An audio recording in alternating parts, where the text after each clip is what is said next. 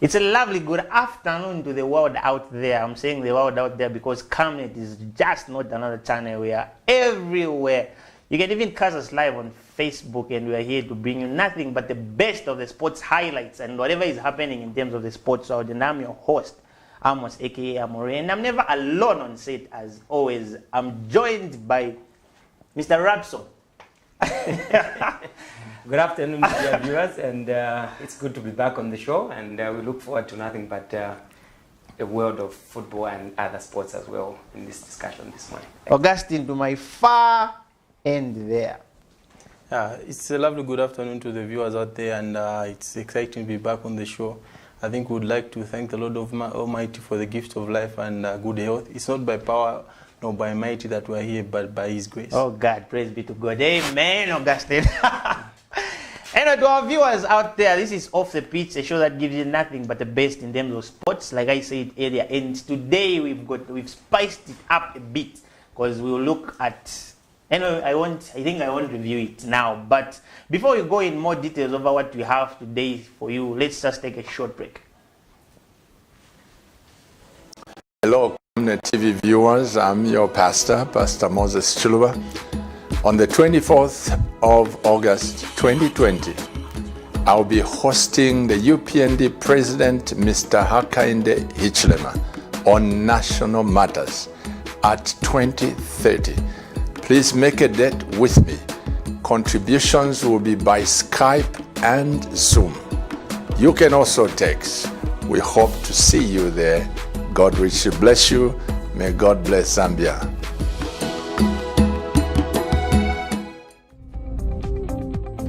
Msika is here. We have you all covered with just 150 kwacha. You can advertise every day from 17 hours to 18 hours.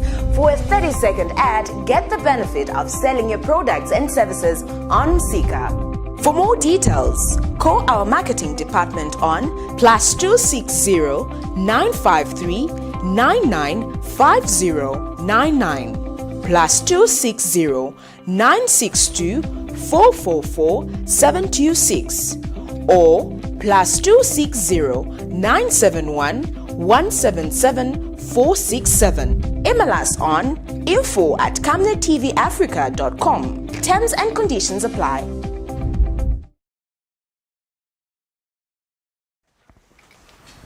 Mwaise ni mkwai, Mwaise ni po again. You are glued into Off the Pitch, a show that brings you nothing but the exciting highlights of whatever took place within the course of the week in terms of sports. And where sports is concerned, we look at, we saw the Europa coming to an end. That was last night. And it was something that we never expected. But anyway, for some of us, we expected that. I'll go straight to Mr. Rapson. The Europa final, Inter versus Sevilla. How was it for you? The final game was played last night, and for me, it's a situation where you have Lukaku from a hero scoring a penalty, and a few minutes later, before the end of the match, he goes and scores in his own net and giving away what should have been an exciting last 15 minutes of the match had the ball not gone in, because it was 2-2 at that time. And clearly, Sevilla have everything to discuss in terms of football, because they have been in the finals in the last 3 seasons, and when you look at their last 3 finals which they have played, they've all been winning by coming from behind in every game. When you look at in 2015 when they played Nipro in the finals, they came from behind and won the championship. In 2016 again, they played, I think they must have played Liverpool. They came back from a goal down and went on to win the tournament.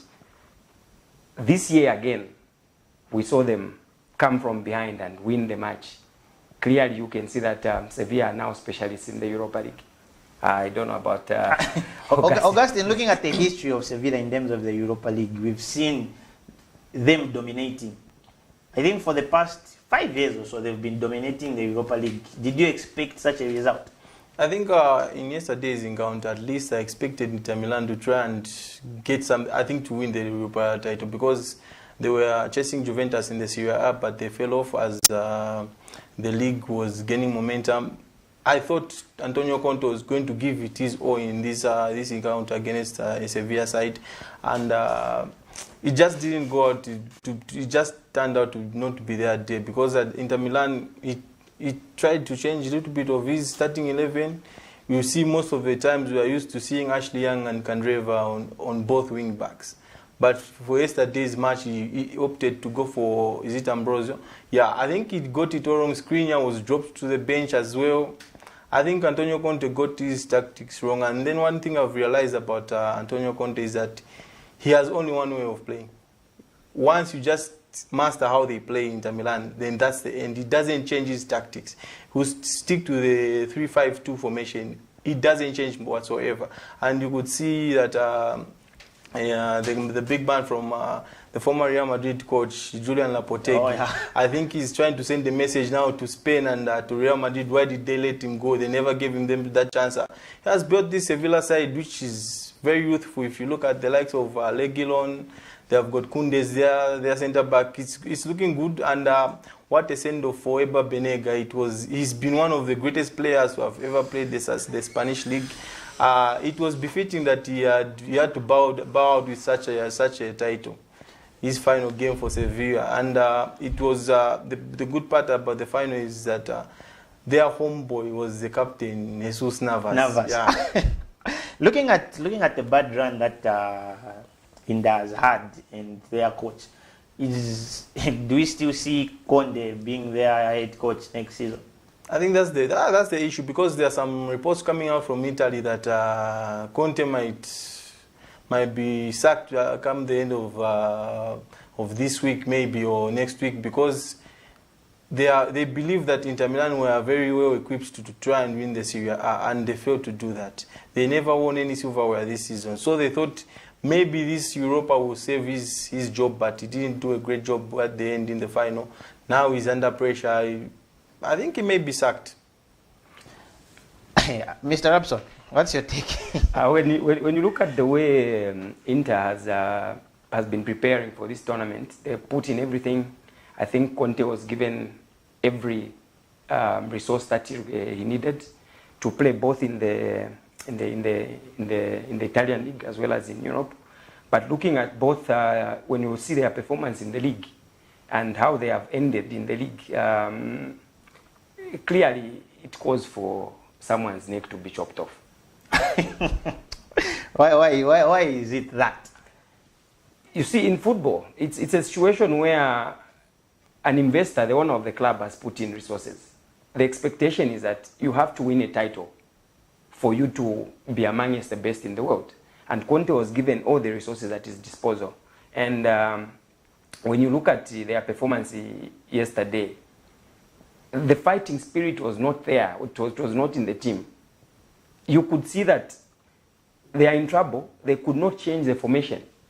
They kept on using the same formula. And what Sevilla did is, with the experience that they've had in the Europa League, they just kept on hammering on the counter-attack. And that's what made the difference in yesterday's game. When you look at Navas, like Augustine was saying, his first European title was won when he was a very, very young boy at the same club in 2006, if I'm not mistaken. Yes. He comes back as a captain in 2019 and 2019-2020 season, and again he has won it. So you can see his homeboy, he's back, he's in Spain, he's enjoying his football. Let's not shy away from, like you said, the Sevilla coach. Sacked at Real Madrid. Was he trying to prove a point? Yeah, I think when Lopetegui went to Sevilla, I think he was tasked to bring back growth to this football club. And then the first task was to see them qualify for Champions League, of which they did very, very well. And he then went on to try and at least win the Europa League. You could see the way Sevilla had gone about with their business in the transfer market. They went all out attack. They brought in players who they thought would try and push the club forward. Look at Real Madrid, Reguilon. He's been one of their best players this season. And if you see Ocampos, probably their best player in that Sevilla lineup. He has built a side which has they play as a team. There are no individual players in Sevilla. It's smaller. It's just a collective thing, because you see how they work hard whenever they lose the ball. The likes of Jordan in midfield, they are very, very hardworking. They'll try and win the ball back for the team, and then when they attack as a team, because Jesus Navas is now being played as a right back. He was the right winger, but now since age is catching up with him, they have opted to play him as a right back. But if you see him and Reguilon, who is trying to add something in attack, to try and put pressure on the opposition, and De Jong, he struggled at Newcastle his time in England, but you can see what he's doing in Seville. He got a double yesterday, which is very, very impressive. Anyway, to our viewers who are just joining us, you are glued to Off the Pitch, a show that gives you nothing but the sports highlights that took place within the course of the week. And you can even catch us live on Facebook, just like our page, so which is Camnet TV, and you'll be able to catch us live there. And our phone line is open already, and for your contribution, you can call us and give us whatever is there. And within the course of this week, we saw our national team coach, the name, Michu, having a press briefing, and he gave a lot whereby the announcement was even made for CAF that they announced the resume of the games as in international games. And we got this clip courtesy of Faz. Let's see this clip. We are having in November Botswana double header. We are having then after local league in December, and end of December we shall be involved in a pre-CHAN tournament that will help us to be competitively ready for the tournament that is in January, CHAN. And we are waiting then for making ourselves ready for the March tournament to serve us as a bridge towards the do or die clashes against in March 2021 against Algeria at home and Zimbabwe away, because in November 2 matches against Botswana, Algeria and Zimbabwe are 12 points at the field of play. We need to go to the field of play counting that if football asks us to eat grass, but to get as many as possible points to qualify to the final tournament of AFCON. We shall, from the provincial leagues first and second, make an under-23 squad of young players from the provinces that will make provincial teams, and those provincial teams will later play against the CHAN team, or our CHAN team, so that really we recognize and see whether there is any player that we have missed out on local level. Because local level is the first ring of our selection, and when you have that in mind, we really do not want to allow stone unturned in order to do everything the best for the good of Zambian football. We are expecting that CHAN is perfect platform for our players to rebrand one brand that I respect so much, that Africa respects so much, that all of us we are expecting from, and that brand is called Zambian football player. And that brand needs to be rebranded by good performance, so that good performance knocks on the door of big clubs.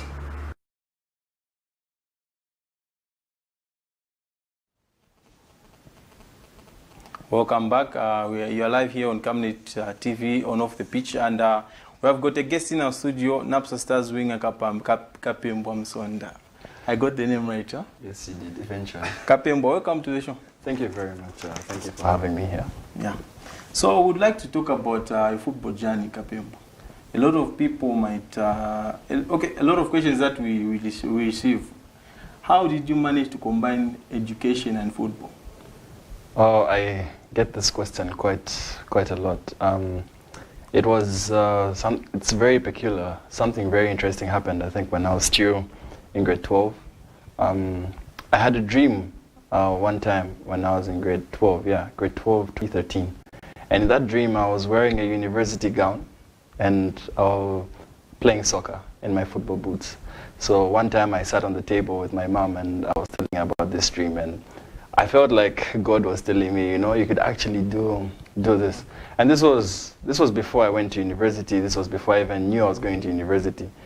And when it so happened that I started playing soccer after school, and then I got accepted at the university, and I remembered that dream, and I was like, why not see where this is going to go? That's interesting. So, Can you tell us a bit about your football journey? How did you start playing football? I started playing soccer. I think the first time I remember playing soccer was when I was 9 years old in Monze. I used to play for an academy called Young Lima Stars. There was a team that plays Division 3 football there. And they had a youth team that was started by Mr. Masatunya then. And after I played there for a few months, my dad then moved to New Zealand, and the whole family moved with him.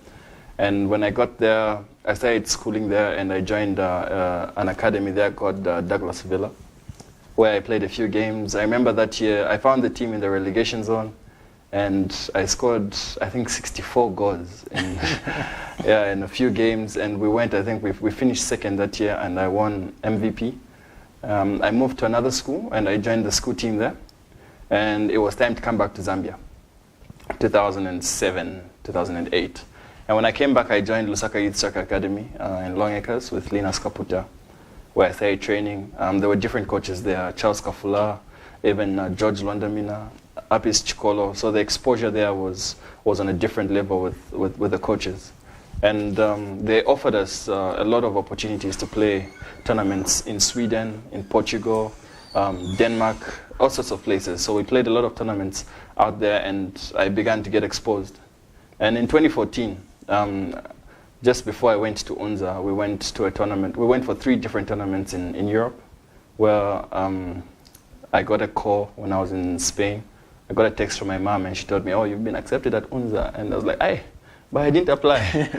And so they actually applied for me. I was never for the idea of going to school. I thought, okay, you know what, let me just continue With football. with football, yeah. But my parents had other ideas.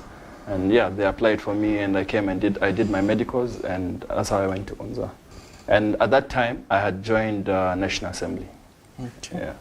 Yeah, that's very interesting. Uncle Rapson, Yeah. just hearing from what Musonda has shared, other boys out there who are aspiring to be footballers, can they really manage to combine education and football? It is very possible to combine that, and this is why probably I think Muzo is the best example that we need to focus on, because there are many others that have got degrees and they have still gone ahead to play football. I was one of the dropouts. I was playing football. I was told by my family, you cannot continue to play football. You have to go to school, do your degree, and if you want to continue playing football, go back after you get your degree. By then, football, there was a perception that football is for those that have failed in school and they have nothing to look at. But we have living examples now, and I think Muzo is one of them that we need to concentrate and just motivate the young ones out there. So Muzo, coming back to you, the first game I watched, which we were playing in a competitive league, was for National Assembly. I think one of the best games that I watched you play was National Assembly versus, I think it must have been Zanaco in the Premier League at Sunset Stadium. In the rains. It was heavily raining, and the game was live on SuperSport, and I could see you get there right in the rains and you could play. Tell me more how you experienced on that waterlogged pitch, and you still managed to do what you were taught to do. I remember I must have started that game on the bench, and coach then Oswald Mutapa told me to go and warm up, and I was thinking to myself, not in the rains, please, not in the rain. And we were down 3-0 when I went on, and first touch, I dribbled one guy, went to the byline, put the ball in, and we scored our first goal, 3-1. And then towards the end, the keeper saved one of my shots, and just before the end, I dribbled another guy, put it inside again, and we scored a second goal. We failed to equalize, but it was, I think even up to now, it's one of my favorite games because I think I really had fun. They had then George Chilufya in the defense, and I was telling myself, if this guy gets one ball against me, I'm going to retire today. So yeah, I really had fun because Coach Oswald really just told me, go out there and do what you can do and just have fun. So I had a lot of confidence, and it was easy for me to do what I wanted to do. Okay, great. Just tell us your experience again, because when National Assembly got relegated into the National League, looking at your career and your growth in football, you went and joined Rumana Radiance. And tell us the experience that you had in Lumwana for the team, because you were there for like a season. Yes, I was there for the transition season, which was about 6 months. It was a whole different experience for me because I had to leave home for the first time, or not necessarily for the first time, but I was really leaving home.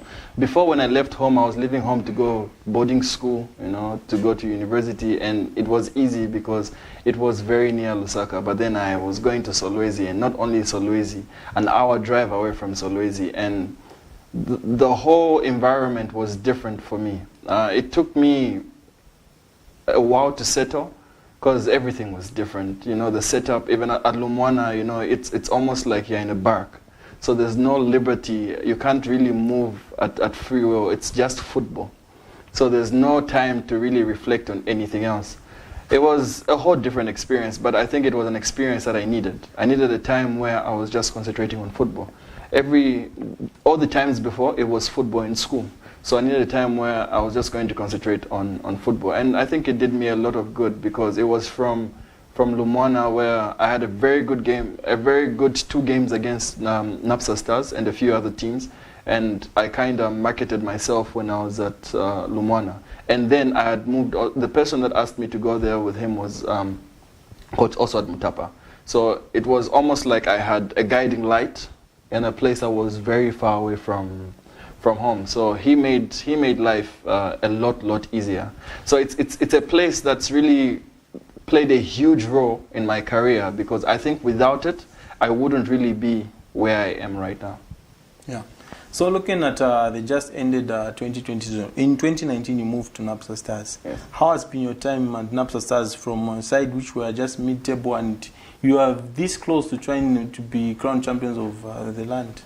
It was, when I went to Napsa Stars, when I just moved, it was a different place again. Everywhere else I played, we were National Assembly, we were always talking about relegation. And Lumwana, we were talking about relegation.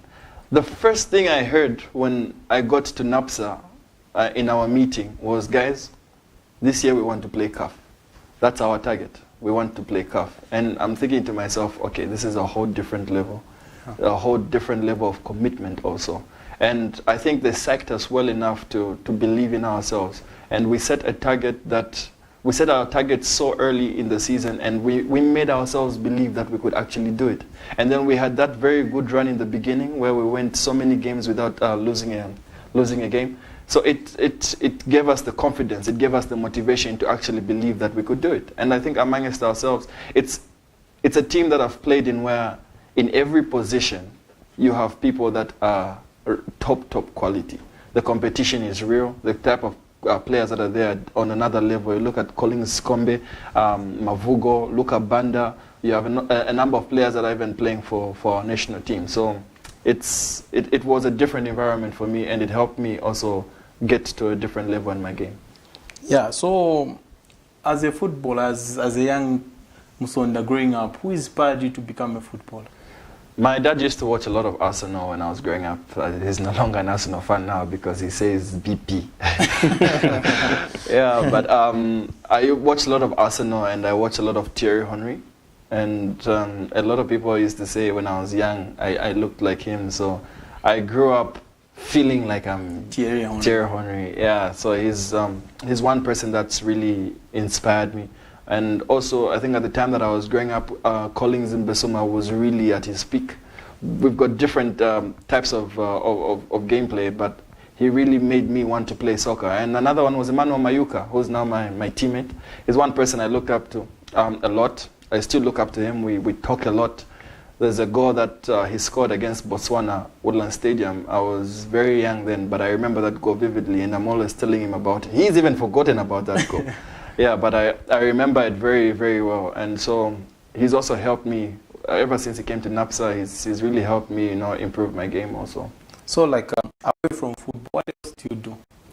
Away from football, well, other than school, now it's really, because of how I had to divide the two then, I'm in a phase where I have to narrow it down and really concentrate on one thing right now. So it's been a year now, close to a year. I'm giving myself maybe another year, bring it close see what I can do with my football, concentrate solely on just football, and then from there we see what's going to happen. Yeah, we always like to ask all the footballers we profile, what's your favorite meal? My favorite meal, I like okra for some reason. Fried okra with shima and chicken or pork. So every time I'm in camp and I'm coming back home, I always call my mom and tell her, please, the usual. That's fantastic. Now, you've qualified for continental football. It's a different ball game going into Africa. You're now representing Zambia, not just Napsa Stars. How much of a pressure will it have on the team, and are you ready for the challenge? I think from the time that we set our targets, we knew that, okay, if we qualify for CAF, then what? We have to be ready to play CAF. And I think the club is doing everything possible to make sure that we are ready for CAF. It's going to be an interesting journey, but we want to believe that, I want to believe personally that I'm good enough not only to play CAF football, but I want to go on to play Champions League football. But so if I can't play CAF football, how then do I manage to play Champions League football? I think we have a very good team, a very good crop of players who are in capable hands. So I don't think we'll be under pressure. I will take every game as it comes, just like we're taking every day as it comes now. You know, we want to forget solely about what people are saying, how people are talking. Before CAF, we have the league. We have probably the first game should be maybe in October. Yes. So we have a lot of things that we need to concentrate on. We shouldn't just put our concentration on CAF. We also need to qualify for CAF next season. So we also need to make sure that we do so well in the league. So for us, it's really no pressure. It's still the same football. It doesn't change. 11 players. There won't be 22 when we go to Nigeria or we go to Gabon. It's still the same, 11 against 11. So no pressure.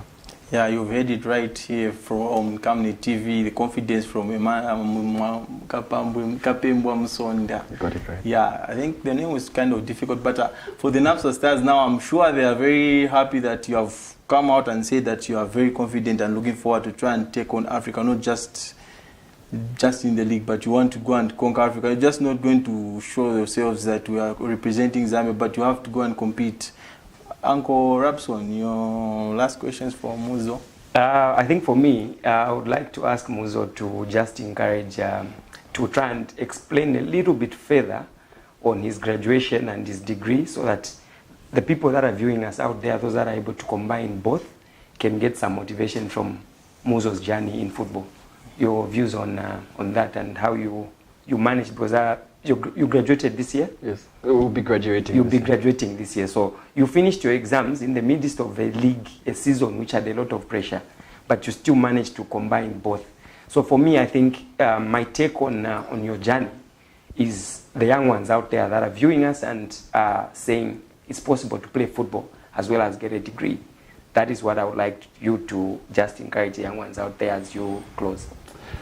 I think the first thing that you need to do as a footballer, if you're a student that's trying to play football, you need to make yourself relevant. In that, if a coach doesn't think you're good enough or you're worth the time to help separate, your studying and your football, then if you don't make yourself relevant in that manner, he's not going to help you. So you need to make sure that you're at a level where when everybody watches you play, they feel, okay, I think there's something there. And then when they hear your story, they'll be willing to help you balance the two. Because on your own, you really can't do it. Because then you have pressures from coaches, you have pressures from lecturers. So you need to make yourself relevant. Where you need to put in extra work, you need to know your weaknesses as a footballer, so that you polish yourself up. Make yourself stand out in everything that you're going to do. That's number one. Number two, you have to understand that at some point both are going to suffer. Your school is going to suffer, also your football is going to suffer, because there are times when you're going to have exams, and then you have to say, you know what, right now I'm not going to go for training. I need to concentrate on my exams. So if you're not relevant, if the coach doesn't feel, okay, I don't think you're going to even help me even if you go and come back, then he's just totally going to let you go. So if you make yourself relevant, you give yourself the power to go and ask the coach, oh coach, I'm asking for 3 weeks off. I'm asking for 2 weeks off so that I can prepare for my exams that are coming on such and such a day. So that's how really I did it. But this, in all of this, if you don't put prayer first, it doesn't work. My pastor always told me, there's a sermon that he preached once, and he said, the grace in anything that you do is in the instruction. So sometimes it's very important to hear what the Holy Spirit or what God is saying about what you're doing, because there are some people, you know, you want to play soccer and go to school, but God is telling you, no, go to school and do business. So, or go to school and do swimming, or go to school and or don't go to school at all. You know, there are some people in the Bible that were taught to go into the water, and some were taught to go into the fire. So the instruction is different for every one of us. So it's very, very important that before you do any of this, before you decide to play your football and do school, or to even just go to school, or just play football on its own, you need to hear what God is saying. Because for some of us, He will actually tell you, no, you know what, don't go to school, just go and play football. I'll tell you one funny thing that happened. In my 3rd year, I had a situation where I thought school was very, very tough. And so I decided that I was going to quit playing soccer. I said, you know what, let me just concentrate on playing, on studies, so that when I finish. And then I had this very, very funny dream. And in that dream, I had failed my exams. So I was wondering, like, okay. And then the following day, I got a call from my coach, and he was asking me, are we going to register you or not? So in my head, I heard, in my dream, I heard someone tell me, for you, if you stop playing soccer and you just concentrate on school, you're going to fail. So I went back to playing soccer and going to school. And I tell you today that 3rd year was my best year academically. Okay. So it was all in the instruction. If we want to, if we truly say, you know, Bolana Lesa, no, God first and everything, then you have to give an ear to what God is actually saying about what you're doing. Yeah, you need to communicate with God. That's very true. Yeah. And it's been interesting to have you on the show. It's really been a pleasure for us to host you. And your closing remarks to the NAPSA stars and NAPSA faithfuls and the entire country at large, because we are all looking at NAPSA stars and then we expect something from you guys going into Africa. I don't know if it's a surprise anymore when people see us winning games. I hope it's not a surprise anymore.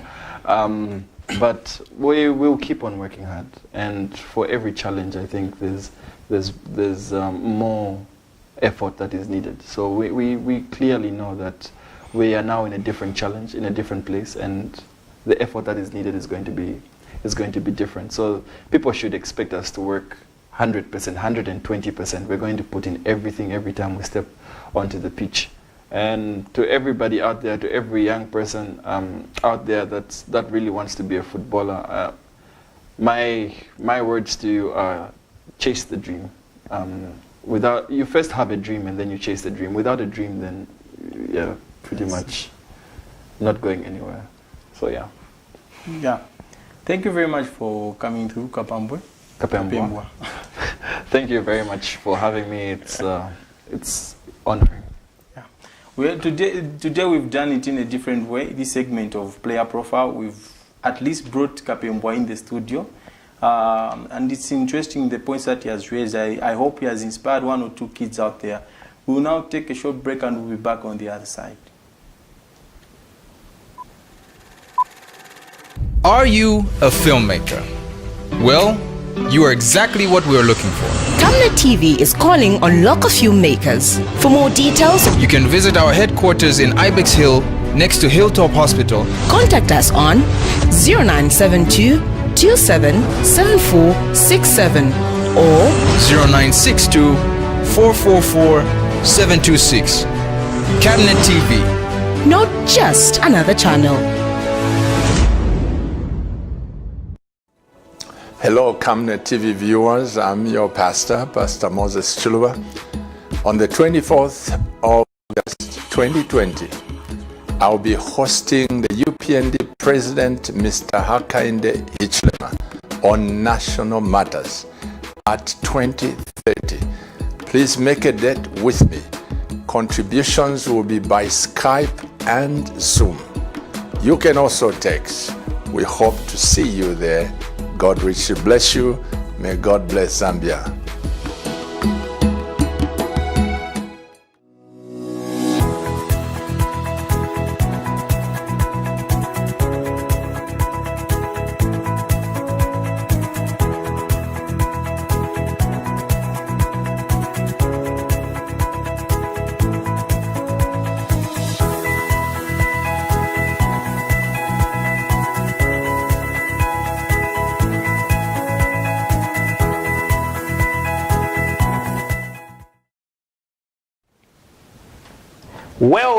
Well, we saw Kapembo joining us on set, guys, and hopefully he's inspired one or two guys out there. It's hard concentrating on both things at the same time, and he clearly stated to say, always believe in what you do, and prayer comes first in whatever you want to do. So if you're a player out there, a young player who wants to do both school and play football, you just have the inspiration from Kapembo, who just achieved in everything. He's graduating this year and they're succeeding as NAPSA, representing Zambia in terms of continental football. And before we went to Kapembo, we had a clip of Michu, our national team coach, who just gave a view on what his plans are concerning the CAF announcement. And you can call in to give us your views in terms of whatever is being discussed here on the number 0968 675273.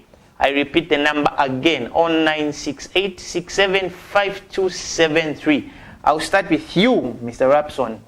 Let's look at our preparations. We've been away for too long as the COVID-19 did us bad. Do you feel like the preparations in terms of Michu and his boys, is it going to be enough?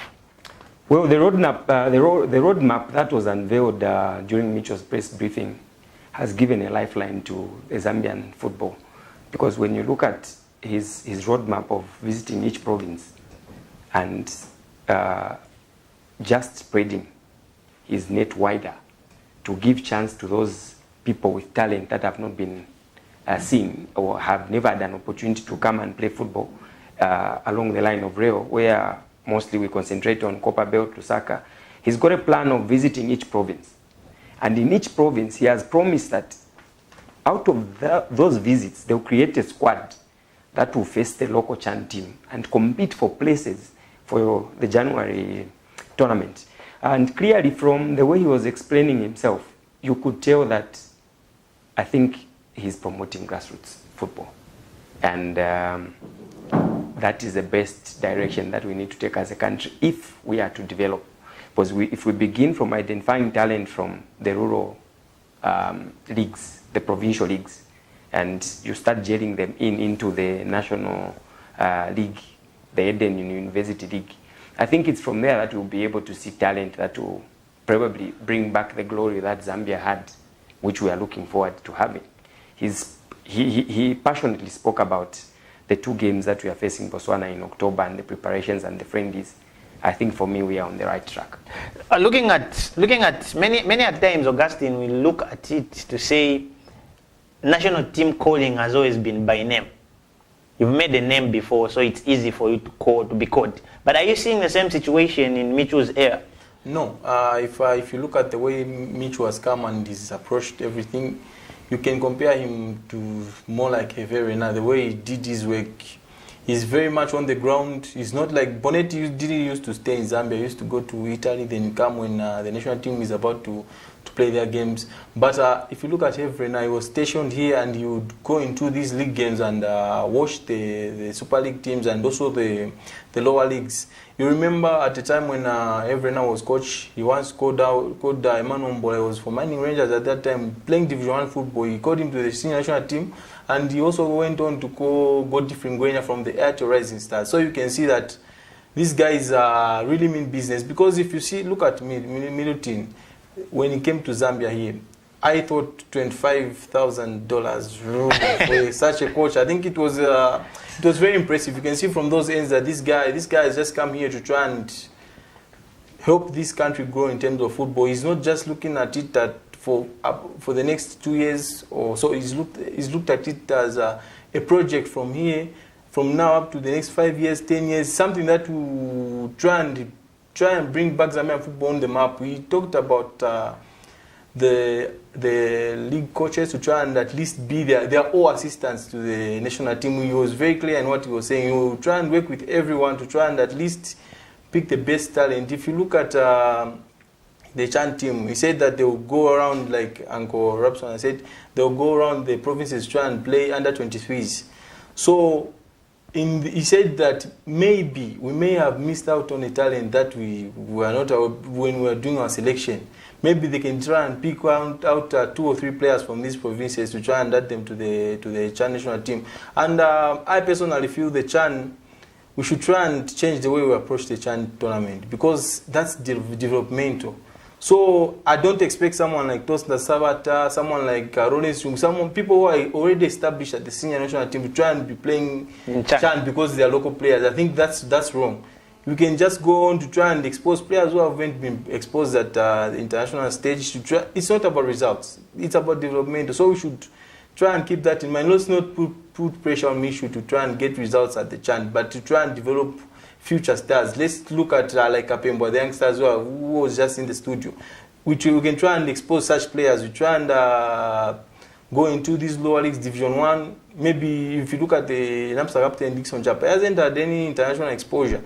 Maybe those are the players we need to be looking at, not people who are already established at the senior level, try and bring them back to the Chan because they're local players. I think that's wrong. But coming to your question, I think the selection will be based on merit. I think his first press conference when he was in Zambia, he talked about players that are active. He will always pick players that are active and players who are doing well. And you've seen he has been going around the country to watch the league games, and his research is actually spot on. I think it's an interesting project which Michu is on, and we just hope for the best. Are we seeing our national team qualifying for Africa Cup under Michu's first era? Already we are 2 games behind. It's an uphill battle, but I think the roadmap that he has unveiled and his focus, we should be able to perform way, way better than we had started. Because I believe his eyes are now open. He's looking at his, like Augustine has said, every other game that is on TV, you find Michu is watching. In the stadium, I've come across him several times. He's always in the stadium watching these players. I will not be shocked if Chan is going to include 5 unknown players, or even more than that. Because his concentration, clear, you can tell that he's gone developmental. And for me, that is the best thing to do. Thumbs up to him as well for standing out for Justin Shonga. I think during his press conference, he has spoken very highly of the striker. In the period that is being an outcast of some sort at Orlando Pirates, this is the time when you need to show him love. And the coach clearly has shown confidence in him. And let's not be shocked. He's worked with Shonga at Pirates I think he worked with him for 2 years. And he knows the capacity of Justin Shonga and what he's going through. For me, I think that was a very, very big plus to Justin Shonga. And I think the player just needs to focus on the pitch. Like he said, games are not won theoretically. His performance on the pitch should speak volumes for him to get back into the squad. For me, let him just get back to the field, let him go and train hard, show the coach for the reason why he should be part of the squad. We looked at, there's this program that FASA started, the under 15 assessment, which is underway. It started, I think, yesterday. And we saw Michu being there in terms of also assessing, being part of the team that was assessing. Would you say it's now a developmental thing whereby football in Zambia never used to be considered in terms of grassroots, but we are seeing Michu now, and the guys are now pulling up their tokens to say, okay, this is where talent comes from. What's your take? Is it how would you praise the move of the assessing of under 15s? The assessment of the under 15 has started on a very, very positive note, because if you look at the 5-year plan that Michu is trying to put in place, it all begins from the youngsters. If you nurture the youngsters at their age, you manage them. When they are graduating from under 15, they go to 17, they go to 20. All they need is management. Player management is what has been very, very critical in successful countries, those that can speak volumes about their glory. In Zambia, we had missed it. Our focus was just probably the smallest squad that we were paying attention to is the under 20. How many times have we spoken about the under 17 COSAFA games and all that? Concentration has not been there critically, because if we start from the under 15s, clearly you all have seen how you can develop. The under 20s, the likes of Fashion Sakala, that group, Mangani Banda, they were moving from 20, they went to 23, and now they are competing for the national team places. They are our main players now. And for me, that is the right step in the right direction for the country if we concentrate on the young ones. Augustine? Yeah, I think youth football is something that, at least if you want to go forward as a country, is something that you need to address. I remember a few years back when Belgium were kind of shaky. They then decided to go back to the under 14s and then introduce a certain way of playing. They went and introduced a 4-3-3 kind of formation. And then it was something that they wanted these young players to learn how to play that formation so that they can become better. And it's the Vincent Kompany and the likes, the players who have come through that kind of system, and it even helped Belgium reach the semi-final of the World Cup. You've seen after, it may not be during Michu's time that will be successful, but it can be, the next coach can come and benefit from this same project. So I think what Michu is trying to do, and the Football Association, to introduce this grassroots football, the clubs must also take it upon themselves to try and promote these youngsters. They should have a well-structured thing in terms of starting from under 12, under 14, so that we can at least have competition. Starting from that level, players can be taught the right way of playing football as early as 12 years, so that when they go to the international stage, they would at least been exposed. There are a lot of cups, the Gothia Cup, the Dana Cup in Denmark. Yeah, we have got those cups. Can we try and be sending these clubs? They can be sending their youth teams there so that they get exposed. It's all about investments. When you want to do well in football, it's just a matter of investments. You cannot just invest one quarter and expect to get 100 million. It doesn't work like that. Coming back to investment, we've seen, okay, for me, for my side, I feel like it's been a disappointing transfer so far. Maybe away from the national team. Let's look at the clubs. Let's look at our Zambian clubs, the way they are losing players. And we saw the departure of Radi Waria. Maybe a day after, we saw Chris Mugalu. And then sometime, I think it's the course of this week, we saw Charles Zulu. What are we lacking as Zambian clubs? Is it financial capacity or what? When you look at the transfers, I think there are many factors that you need to look at. Simba is being coached by Sven. Mm-hmm. Sven was in Zambia for quite a bit of time. He was the national team coach, and he saw talent. And the club, Simba itself, it's one of the best sponsored clubs in Africa. And they have given him all the ammunition to conquer Africa. And the attraction, clearly, when you look at the likes of Chris Mugalu joining, Chris Mugalu at his age clearly is going towards the sunset of his career. So sometimes we may look at it as it's probably financial, most likely. Majority of the decisions are made on financial issues. Because as a player, I'm going to look at what is my benefit. Other than that, when you look at the league itself in Tanzania, it's not very, very competitive for those compared to our league to go there. Yes. Our league is very, very highly competitive. But when you see players trekking to those clubs, just know that there's something very attractive at that club. You can see from the fans, the fan base of Simba. And you know, when you I don't know whether you've taken time to watch Yanga versus Simba. It's a fight. That is a derby. Ghana versus Power Dynamos. Similar circumstances. But when you look at the sponsorship which they have put in at Simba and the amount of money, remember Chris Mugalu's signing on. He had a price tag of $1 million at Lusaka Dynamos. So now yet to know whether Simba paid that amount of money a release clause. So you can see the type of investment that is at Simba.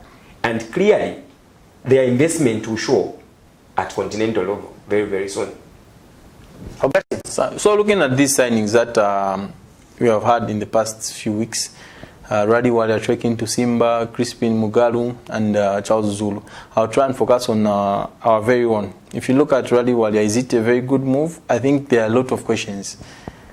Maybe for the sake of financially, it's a good move.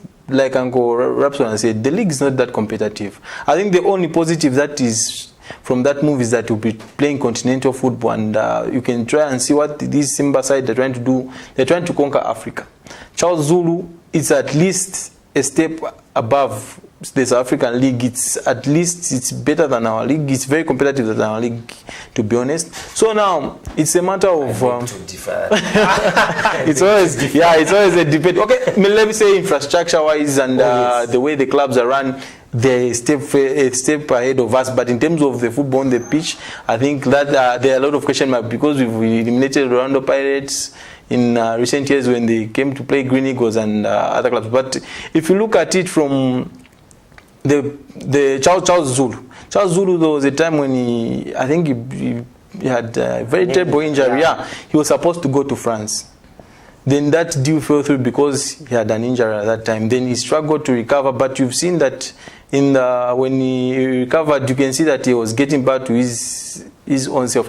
So now it's all about these guys maybe thinking, maybe this is my time to try and move abroad, because it's all about the offers that come through. You cannot tell Olympic Marseille to come and buy you. It's them to come and ask for a signature. So these players, I think it's all about which offer comes on the table, then they'll take it. But I think for Charles, it's a very, very good move. It will help him grow in South Africa. The infrastructure is there. For Rally Walia, a lot of question marks. But the question still stands. Is it that we are failing financially as local clubs? I think if that's because the way our league is set up, it's not very attractive for business. Because if you look at the PSL, for example, it's very attractive for business. Big companies will try and invest because they'll get something at the end of the day. But if you look at our league, it's all about commitment. It's about the passion for the game. They don't really get anything at the end of the day because they spend a lot than what they get back. So financially, we're struggling a little bit. But these clubs, you can see that are trying to put in a lot of money, and the Football Association of Zambia are thinking of trying to delink the league from the association so that the league can have its own sponsors. It can be attractive, and we'll see a lot of professionals coming down to play in our league. Mr. Robson, looking at how would I put this? We managed to pay foreign-based players very good monies. Mm-hmm. We bring in maybe these guys from abroad. They come to play here, which they call, I've gone to play international leagues. We pay them very well. But looking at our Zambian players who are playing locally, we pay them peanuts. Because for me, I would say Rally Walia is a brand on his own. Whereby if Power just navigated around him, they would have made a lot. So do you think this thing has to come to an end of paying our local Zambian players peanuts? It's a very, very tough call because financially those are contracts that are between the individual players and the clubs. So we can't discuss much, we can't tell, but of course I know that the guys in West Africa, I think I've had a closer look at the Kenyan league and the West African leagues. The players are very, very lowly paid. This is why you see them, very good talents back in their countries. They are busy trekking to come and get what you are calling peanuts here because they are very, very lowly paid. But for me, in the development of football, you expect ins and outs. And to lose two players, Zambian players going to Tanzania and South Africa, for me, I think it's also giving room to the upcoming players to find space in those clubs. And let's just pick this call before we proceed. Hello. Hello. Hello. Good afternoon, sir. Afternoon, sir. Where are you calling us from? I'm calling from Lusaka, Mwambe. Oh, okay. You can go ahead with your contribution, sir. Yes. Afternoon to the Good afternoon, sir. Welcome to the show. Yes, I just want to contribute on the debate concerning the which league. I think also we are talking about the team eliminating Kaizer Chiefs, but you should also remember that 3 seasons ago, Sundowns eliminated our own Zesco. I think that was in the semi-finals, and they even went on to win the Champions League. Oh, yes. Yes. So I think that's what I wanted to. But I'm happy that you come here to have this program. When did you start? We started I think it's 2 months 2 now. months ago. So the show is 2 months old now. Oh, okay. And we thank God that the thank God even for our mother and the father, Pastor Chiluba. Thank you very much. Oh, thank you very much. Continue watching Camnet TV, sir. Okay, thank you. Thank you very much. So you are saying one thing is when we look at Lazarus Kambole, for me, that's a state to say. Would you say he went there for the football or he went there for the money? At the end of the day, he's a good example to say there is failure at times. So in terms of when making decisions, you have to make decisions that will both benefit your career and financial wise. So that's the reason why I feel like many a times Zambian clubs don't look at it in terms of it's a brand on its own. Quite right, the end of the season, we've seen Rari Waria make a move and Charles Zulu. Maybe we're yet to see more guys following there. So my question still stands. Is it that we are failing to maintain? Well, failing to maintain is another discussion on its own, but I think even the players themselves, when you weigh the options of playing in the Zambian league and going out there to go and feature for a team that is in Tanzania or a team that is in South Africa, sometimes it's good for the players to move. Like you've mentioned Lazarus Kambole at Kaizer Chiefs, I think the phase that he's going through now, in football there are ups and downs. He's probably at his lowest at the moment. But knowing Lazarus and his work rate, I followed him very, very closely when he was at Zesco United. He will resurrect and he will come back with a bang. So for me, I think league sponsorship, like now, you hear Mines about to place this sponsorship in Zambia is probably dwindling. Yeah, It's very dwindling, true. and we really need to go professional in terms of if all the clubs can do club licensing properly, where you detach ownership and sponsorship. Yes, very true. When you detach ownership and sponsorship, you'll be able to see that clubs are going to stabilize. The business acumen in the clubs will now come in. At the moment, most clubs are surviving on handouts. It's ownership and sponsorship. Both. I own this club. I pay for the players. Which is not supposed to be the case. And when the owner, maybe unforeseen circumstances, business, they have got a loss, then it affects the club as well. Because you have got the same owner and the same sponsorship. True. It has always been the case with Copper Belt teams. I think we've seen how they have fallen down the pecking orders because of the same reason. And then one thing I've tried to pick up is that these contracts, when we are selling on these players, can we try and add something like when let's say Arsenal come for Radi Waria in Tanzania, Power Dynamo should at least have a certain percentage. Yeah, because they need to be very clever in the way they sign these contracts. If Zesco sold Lazarus Kambole, let's say 50 million to Kaizer Chiefs, you say that when this guy wins you the league, you add another 10,000 on top. They need to be very clever in the way they negotiate this deal. Yes. Yeah. We've got less time remaining with us, but I would love if we'd touch a bit. Just a recap on what we are looking for in terms of the UEFA Champions League. We have a big one tomorrow. Bayern Munich is facing PSG, and it will be an interesting game because when you look at the structure at Bayern Munich, it will be an interesting game, and I think my prediction is that PSG is taking the day. Bayern has all the game. Let's just pick this score before we proceed Okay, we've lost that caller. Mr. Robson, you are saying?